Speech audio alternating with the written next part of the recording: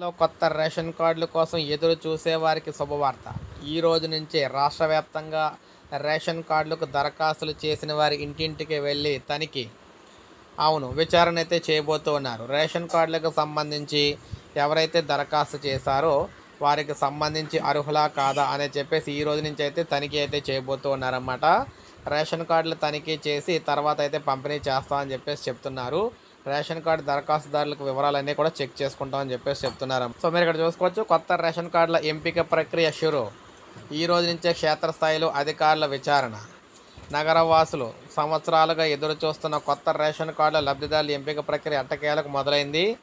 ముఖ్యంగా చూసుకున్నట్లయితే వార్డు అధికారులు కొత్త రేషన్ కార్డులు, ఇందిరమ్మ ఇండ్లకు సంబంధించిన దరఖాస్తుల ఆధారంగా క్షేత్రస్థాయిలో ఎంపిక ప్రక్రియను చేపడుతూ ఉన్నారు. రేషన్ కార్డు దుకాణాల వారీగా లబ్ధిదారుల ఎంపిక ప్రక్రియపై విచారణ అయితే చేపడుతున్నట్లు తెలుస్తుంది. ఇందుకోసం రాష్ట్ర ప్రభుత్వం ఇప్పటికే రూపొందించిన ప్రత్యేక యాప్ ద్వారా సమాచారం అప్డేట్ అయితే చేస్తున్నారు.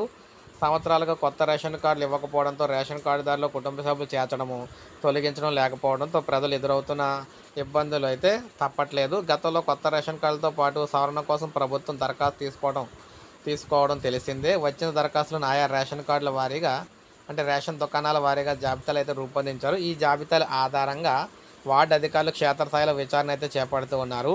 సో పకడ్బందీగా చేపట్టి రేషన్ కార్డులు, ఇందిరమ్మ ఇండ్లకు సంబంధించి లబ్ధిదారుల ఎంపిక పకడ్బందీగా నిర్వహించి నగరపాలక సంస్థల కమిషనర్లో మనం చూసుకుంటే ఈ విధంగా అన్నీ చేసిన తర్వాత వారికి రేషన్ కార్డులు అయితే పంపిణీ చేయబోతున్నారన్నమాట.